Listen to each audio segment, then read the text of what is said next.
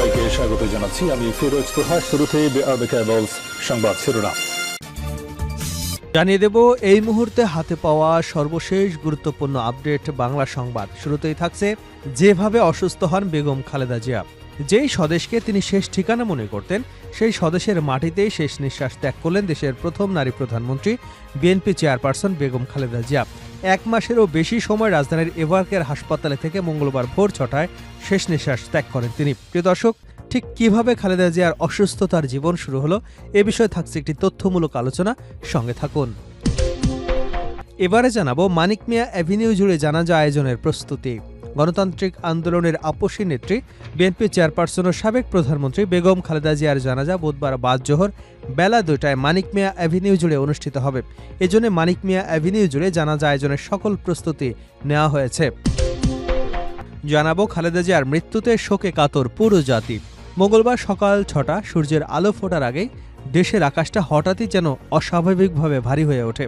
ঘন কুয়াশা আর হিম বাতাসেও এক ধরনের স্তব্ধতা, অজানা শূন্যতায় হাহাকারে ভরা। ঠিক সেই সময় পৃথিবীকে বিদায় জানালেন বেগম জিয়া। জানিয়ে দেব শীতের প্রকোপ কবে কমবে জানালো আবহাওয়া অধিদপ্তর।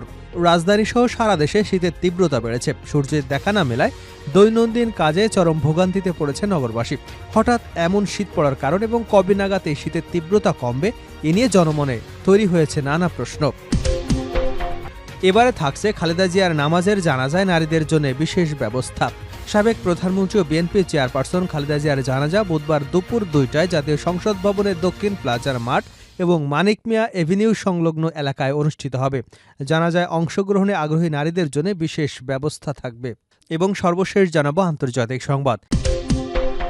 ইরান ইসরায়েল সংঘাত পাল্টে দিল মধ্যপ্রাচ্যের হিসাব নিকাশ। এতক্ষণ শুনছিলেন সংবাদ শিরোনাম, এবার বিস্তারিত সংবাদ। প্রিয় দর্শক, আপনি যদি এই চ্যানেলে নতুন হয়ে থাকেন, ভিডিওটি দেখতে দেখতে চ্যানেলটি সাবস্ক্রাইব করে আমাদের সঙ্গে থাকুন। আর এই ভিডিও সম্পর্কে আপনি আপনার মূল্যবান মতামতটি কমেন্ট বক্সে জানিয়ে দিন। আর হ্যাঁ প্রিয় দর্শক, জানিয়ে দিন ভিডিওটি কোন জেলা থেকে দেখছেন। যেভাবে অসুস্থ হন বেগম খালেদা জিয়া। যেই স্বদেশকে তিনি শেষ ঠিকানা মনে করতেন, সেই স্বদেশের মাটিতেই শেষ নিঃশ্বাস ত্যাগ করলেন দেশের প্রথম নারী প্রধানমন্ত্রী, বিএনপি চেয়ারপারসন বেগম খালেদা জিয়া। 1 মাসেরও বেশি সময় রাজধানীর এভারকেয়ার হাসপাতালে থেকে মঙ্গলবার ভোর 6টায় ইন্তেকাল করেন তিনি। 90 স্বৈরাচার বিরোধী আন্দোলনের মধ্য দিয়ে আপসী নেত্রী অভিধান পাওয়া খালেদা জিয়ার মৃত্যুর সঙ্গে লড়াই করছিলেন গত 27শে নভেম্বর থেকে। ওই দিন তার শারীরিক অবস্থার অবনতি হলে দ্রুত ক্রিটিক্যাল কেয়ার ইউনিটে ভর্তি করা হয়। 23শে নভেম্বর থেকে তিনি এভারকেয়ারে ভর্তি ছিলেন। এর আগে ওই হাসপাতালে বহুবার ভর্তি ছিলেন বেগম জিয়া। প্রতিবারই তিনি মোটামুটি সুস্থ হয়ে বাসভবন ফিরোজায় ফিরেছেন। এ যাত্রায় আর ফেরা হলো না। গত 40 দিন ধরে চিকিৎসাধীন খালেদা জিয়াকে মঙ্গলবার ভোর 6টায় মৃত ঘোষণা করেন চিকিৎসকেরা। তার মৃত্যুতে বাংলাদেশের রাজনীতির এক আপসহীন অধ্যায়ের সমাপ্তি ঘটল। গৃহবধূ থেকে রাজনীতিতে নাম লেখানো খালেদা জিয়ার 4 দশকের রাজনৈতিক জীবনের বড় সময় কেটেছে রাজপথের আন্দোলনে। তিনি গ্রেপ্তার হয়েছেন, জেল খেটেছেন, তবে দেশ ছেড়ে পালিয়ে যাননি। লিভার সংক্রান্ত জটিলতা, কিডনি সংক্রান্ত জটিলতা, হৃদরোগ, উচ্চ রক্তচাপ, ডায়াবেটিস, আর্থাইটিস এবং ইনফেকশনজনিত সমস্যাসহ বিভিন্ন জটিল ও দীর্ঘস্থায়ী স্বাস্থ্য সমস্যায় ভুগছিলেন তিনি। 1 দশক আগে রাজনৈতিক চাপের সময়ে খালেদা জিয়ার সামনে সবচেয়ে বড় চ্যালেঞ্জ হয়ে দাঁড়ায় একের পর এক মামলা। 2018 সালের 8ই ফেব্রুয়ারি জিয়া অরফানেজ ট্রাস্ট দুর্নীতি মামলায় দোষী সাব্যস্ত করে তাকে কারাগারে পাঠায় আদালত। এরপর জিয়া চ্যারিটেবল ট্রাস্ট মামলাতেও তার সাজা রায় হয়। মহা বিপদে পড়া বিএনপির লন্ডনে থাকা তারেক রহমানকে ভারপ্রাপ্ত চেয়ারম্যানের দায়িত্ব দেওয়া হয়। কারাগারে বন্দী থাকায় বারবার আবেদন করেও বেসরকারি হাসপাতালে চিকিৎসা মেলেনি বেগম জিয়ার। করোনা ভাইরাস মহামারীর মধ্যে 2020 সালের 25শে মার্চ অনেকটা আকস্মিকভাবেই আওয়ামী লীগ সরকার নির্বাহী আদেশে সাজা স্থগিত করে শর্ত সাপেক্ষে মুক্তি দেয় খালেদা জিয়াকে। শর্ত অনুযায়ী তাকে থাকতে হয় গুলশানের বাসায়। চিকিৎসার জন্য বিদেশে যাওয়ার অনুমতিও তার ছিল না। ফলে মুক্তি পেয়েও রাজনীতি থেকে বিচ্ছিন্ন এক প্রকার বন্দিজীবন কাটাতে থাকেন বিএনপি চেয়ারপারসন। এর মধ্যে কয়েকবার তাকে এভারকেয়ার হাসপাতালেও ভর্তি করা হয়। কয়েক দফা বড় ধরনের অস্ত্রোপচারও হয়। উন্নত চিকিৎসায় পরিবার বিদেশ পাঠানোর আবেদন জানালে সরকার অন্তর্জালে তা আটকে দেয়। করোনার আক্রান্ত হয়ে সেরে ওঠেন বেগম জিয়া। এর মধ্যে এক পর্যায়ে লিভার সিরোসিসে আক্রান্ত হন তিনি। বাইরে থেকে আনা হয় চিকিৎসক। 2024 সালের জুলাই অভ্যুত্থানে আওয়ামী সরকারের পতন হলে পরিস্থিতি পাল্টে যায়। ও বছর 27 আগস্ট রাষ্ট্রপতির আদেশে মুক্তি পান বেগম খালেদা জিয়া। পরে উচ্চ আদালত থেকে 2 মামলা থেকে খালাসও দেয়। ফলে তার দুর্নীতির দায়ে দণ্ডিত হবার কালিমা ঘুচে। কিন্তু নানা ধরনের অসুস্থতা তাকে ততদিন অনেকটাই কাবু করে ফেলেছে। মুক্তি মিললেও দলের কোনো রাজনৈতিক কর্মসূচিতে তিনি আর সশরীরে অংশ নিতে পারেননি। এর মধ্যে চলতি বছর জানুয়ারিতে লন্ডনে গিয়ে চিকিৎসা করে আসেন বেগম জিয়া। সেখানে বহু বছর পর বড় ছেলে তারেক রহমানের সঙ্গে দেখা হয় তার। দেশে ফেরার পর কিছুদিন ভালোই ছিলেন বিএনপি চেয়ারপারসন। ত্রয়োদশ জাতীয় সংসদ নির্বাচন সামনে রেখে বিএনপির প্রার্থী ঘোষণা করলে জানানো হয় বগুড়া 3, ফেনী 1 এবং দিনাজপুর 3 আসন থেকে নির্বাচন করবেন বেগম খালেদা জিয়া। সবশেষ 21শে নভেম্বর ঢাকায় সেনা সদরের সেনাকুঞ্জে সশস্ত্র বাহিনী দিবসে প্রকাশ্যে দেখা গিয়েছিল তাকে। তার 2 দিনের মাথায় তিনি হাসপাতালে ভর্তি হন। উন্নত চিকিৎসার জন্য তাকে বিদেশে নেওয়ার কথা ভাবা হলেও স্বাস্থ্য পরিস্থিতির কারণে তার সম্ভব হয়নি। এর মধ্যে খালেদা জিয়ার বড় ছেলে তারেক রহমান দীর্ঘদিন নির্বাসন ভেঙে 25শে ডিসেম্বর দেশে ফেরেন। সেই দিনই তিনি হাসপাতালে যান মাকে দেখতে। সোমবার ছিল নির্বাচনের মনোনয়নপত্র জমা দেওয়ার শেষ দিন। জীবনে প্রথমবার মনোনয়নপত্রে স্বাক্ষরের বদলে দিয়েছিলেন টিপসই। বিএনপির অন্যান্য প্রার্থীদের সঙ্গে খালেদা জিয়ার নামেও 3 আসনে মনোনয়নপত্র দাখিল করা হয়। তার পরদিনই তার মৃত্যুর খবর আসে। মানিক মিয়া অ্যাভিনিউ জুড়ে জানাজা আয়োজনের প্রস্তুতি। গণতান্ত্রিক আন্দোলনের আপসহীন নেত্রী বিএনপি চেয়ারপারসন ও সাবেক প্রধানমন্ত্রী বেগম খালেদা জিয়ার জানাজা আজ বাদ জোহর বেলা 2টায় মানিক মিয়া অ্যাভিনিউয়ে অনুষ্ঠিত হবে। এজন্য মানিক মিয়া অ্যাভিনিউ জুড়ে জানাজা আয়োজনের সকল প্রস্তুতি নেওয়া হয়েছে। এ সময় জাতীয় সংসদের দক্ষিণ প্লাজার পরিবর্তে মানিক মিয়া অ্যাভিনিউয়ের পশ্চিম প্রান্তে বেগম খালেদা জিয়ার কফিন রাখা হবে। জাতীয় সংসদ ভবনের ভেতরের মাঠ, বাইরের অংশ এবং পুরো মানিক মিয়া অ্যাভিনিউ জুড়ে জানাজা নামাজ অনুষ্ঠিত হবে। বাংলাদেশের জাতীয় নেতাকে সর্বস্তরের জনগণ যাতে নির্বিঘ্নে সম্মান জানাতে পারেন এবং তার জানাজায় অংশ নিতে পারেন সেজন্য যাবতীয় প্রস্তুতি সম্পন্ন করেছে নিরাপত্তা বাহিনী সহ সংশ্লিষ্ট রাষ্ট্রীয় সকল দপ্তর। মানিক মিয়া অ্যাভিনিউয়ের চারপাশের সড়কগুলোতে যেন জনসাধারণের অবস্থান করতে পারে সে ব্যাপারে প্রয়োজনীয় ব্যবস্থা নেওয়া হচ্ছে। জানাজার পর বেলা 3:30টার দিকে শহীদ রাষ্ট্রপতি বীর মুক্তিযোদ্ধা জিয়াউর রহমানের পাশে বেগম খালেদা জিয়াকে রাষ্ট্রীয় মর্যাদায় সমাহিত করা হবে।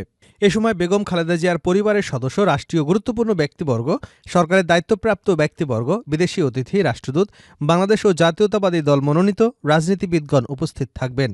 দাফন কার্যে নির্বিঘ্নে সম্পন্নের জন্য সেখানে নির্ধারিত ব্যক্তিবর্গ ব্যতীত আর কাউকে প্রবেশ করতে দেওয়া হবে না। দাফন কাজ সম্পন্ন না হওয়া পর্যন্ত শেরেবাংলা নগরে জিয়া উদ্যানে জনসাধারণের চলাচল সীমিত করা হবে।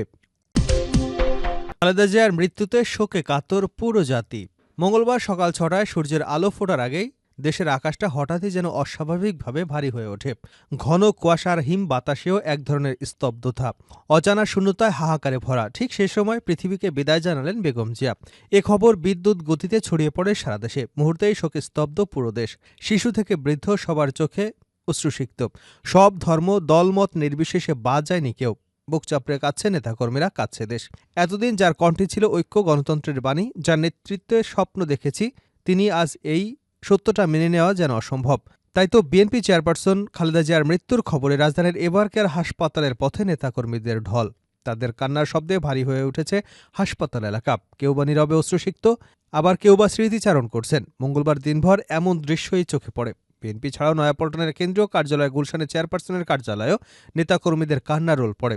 অনেককেই বিলাপ করতে দেখা গেছে, মূর্ছা যেতেও দেখা গেছে। সারা দেশের দলীয় কার্যালয়গুলোতে নেতাকর্মীরা শোকে হয়েছেন মুহ্যমান। বিএনপি চেয়ারপারসন ও সাবেক প্রধানমন্ত্রী খালেদা জিয়ার মৃত্যুর খবর শুনে এদিন ঢাকাসহ দেশের বিভিন্ন জেলা থেকে নেতাকর্মীরা এভারকেয়ারে ছুটে আসেন এক পলক দেখতে। নেতাকর্মী, সমর্থক, সাধারণ মানুষ সব মিলিয়ে হাসপাতালের প্রধান ফটক পরিণত হয় শোক, নীরবতা এবং আবেগের এক প্রান্তরে। এদিকে 3 দিনের রাষ্ট্রীয় শোক ঘোষণা করা হয়েছে। 7 দিনের শোক কর্মসূচি দিয়েছে বিএনপি। খালেদা জিয়ার মৃত্যুতে শোকে ভাসছে নেট দুনিয়া। ইরান ইসরায়েল সংঘাত পাল্টে দিল মধ্যপ্রাচ্যের হিসাব নিকাশ। বিদায় 2025 সালের জুনকে আন্তর্জাতিক কূটনীতিকেরা আর সাধারণ কোনো মাস হিসেবে দেখছেন না। এ মাসেরই মাঝামাঝি প্রথমবারের মতো ইরান এবং ইসরায়েল একে অপরকে ভূখণ্ডে সরাসরি, প্রকাশ্যে এবং পূর্ণমাত্রায় সামরিক সংঘাতে হানে। এতদিন যে সংঘাত ছিল ছায়ার আড়ালে, প্রক্সির মাধ্যমে কিংবা অস্বীকারের পর্দার ভেতরে, সেটি হঠাৎ রূপ নেয় প্রকাশ্যে যুদ্ধে। মাত্র 12 দিনে এ সংঘর্ষে কোনো দেশ দখল হয়নি, কোনো সরকারেরও পতন ঘটেনি। কিন্তু এ সংঘাত মধ্যপ্রাচ্যের নিরাপত্তা সংক্রান্ত ধারণা, আগাম হামলার নৈতিকতা নিয়ে প্রশ্ন তুলেছে। পারমাণবিক যুদ্ধের আশঙ্কা তৈরির পাশাপাশি আঞ্চলিক শক্তির ভারসাম্যকে এই সংঘাত এমনভাবে নাড়িয়ে দিয়েছে যার প্রভাব টের পাওয়া যাবে আরও বহু বছর, এমনটাই মনে করছেন বিশ্লেষকরা। সংঘর্ষ শুরু হবার কয়েক মাস ধরেই ইরান ইসরায়েল সম্পর্ক অস্বাভাবিক রকমের উত্তপ্ত। গাজা যুদ্ধের দীর্ঘ ছায়া তখনও অঞ্চল জুড়ে। লেবাননের সীমান্তে হিজবুল্লাহর সঙ্গে ইসরায়েলের নিয়মিত গোলা বিনিময়, সিরিয়ায় ইরান সমর্থিত লক্ষ্যবস্তুতে ইসরায়েলের বিমান হামলা, সব মিলিয়ে এক ধরনের নিয়ন্ত্রিত অস্থিরতা চলছিল।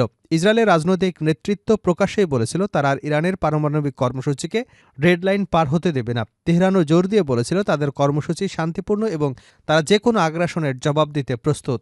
এ সময় ইরানের ভিতরে বাস্তবতা ছিল দ্বন্দ্ব, সংঘাতপূর্ণ। একদিকে দেশটির অর্থনৈতিক চাপ, পানির সংকট, মূল্যস্ফীতি এবং সামাজিক অসন্তোষ জর্জরিত। অন্যদিকে বিদেশি হুমকি মোকাবেলায় রাষ্ট্রীয় বয়ানে বারবার প্রতিরোধ এবং জাতীয় মর্যাদার কথা উচ্চারিত হচ্ছিল। এ দ্বৈত বাস্তবতার ভেতরেই দেশটি ঢুকে পড়ে এক অনিবার্য সংঘর্ষের দিকে।